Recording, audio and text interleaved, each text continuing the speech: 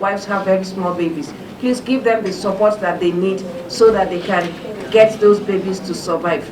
Small babies as small as 5 grams, you have heard here, 5 grams, can't survive. 500 grams, they can't survive.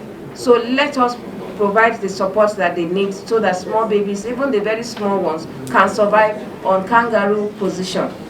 So kangaroo father care, kangaroo mother care, kangaroo grandmother care. If it's available for the baby is likely to survive and thrive. Thank you very much. Yes, just to add to what my colleague just mentioned, you see the most difficult situation, especially in our cultural setting, is when a woman who is just having her first child, in the process of delivery, died and the baby is surviving. It creates a lot of confusion in terms of who now takes care of that child. Now, whether the father should start breastfeeding or the grandmother or the grandmother in terms of the mother-in-law to the deceased, or the husband's mother, or the problem now comes in as to whether the junior sister can feed, or any sister who is already married can feed, or somebody who has never been pregnant, can she feed? All these are possible. Except maybe in the case of the father, who the father cannot breastfeed. But the father, somebody can breastfeed and he can do the other aspect of the kangaroo care. It's not necessary that the father has to breastfeed before putting the baby on the chest. But why is it different with the woman? If both can do the kangaroo care, why is it different from the woman? The woman's chest, for very obvious reasons, is warmer than the man's chest. Well, of course, all of us know that. And it gives that warmth to the child.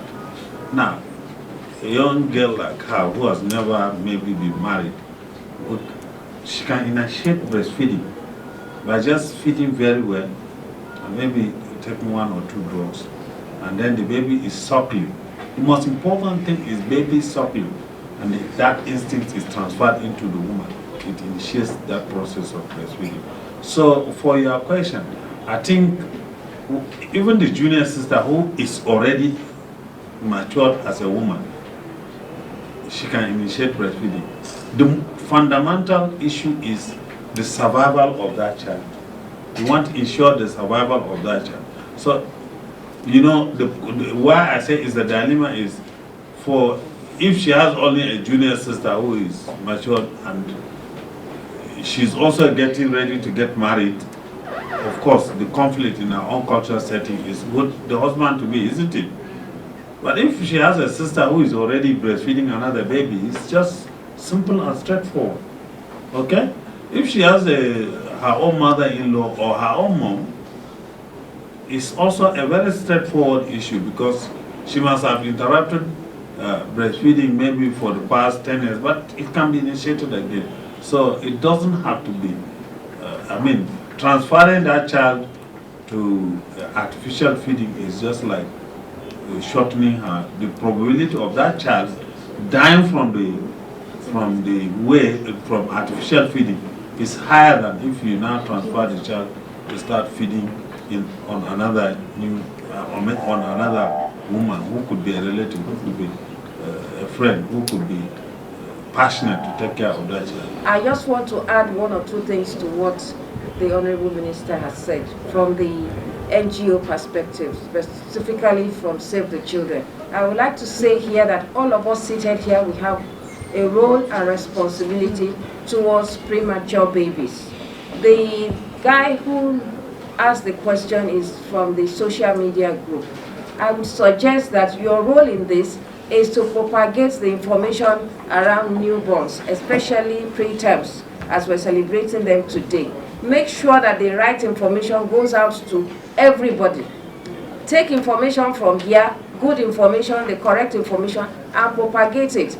The media will need to also do the same. Let us make everyone aware that small babies, premature babies can survive and have been surviving. And with all of our support, they will survive. The fathers need not run away. Their wives need them. The baby belongs to them as well. So they should provide the support that is needed to make sure that the baby survive and thrive. The mothers, they need to continue to be encouraged. And I want to dock my hat to these two women who have stuck to their babies and have insisted that those babies will survive. Continue to do so and encourage other mothers. You will find mothers who will have preterms around you. Please stand by them, encourage them, tell them that kangaroo mother care is best for their babies, even when they cannot afford to go to the hospital. Exclusive breastfeeding is key also. Let them put their babies on exclusive breastfeeding. Exclusive breastfeeding means breast milk alone, without water, without herbs, without anything. It is enough food for the baby. It is a wholesome food for the baby. It prevents infection and makes sure that the baby grows. I just thought I should add that.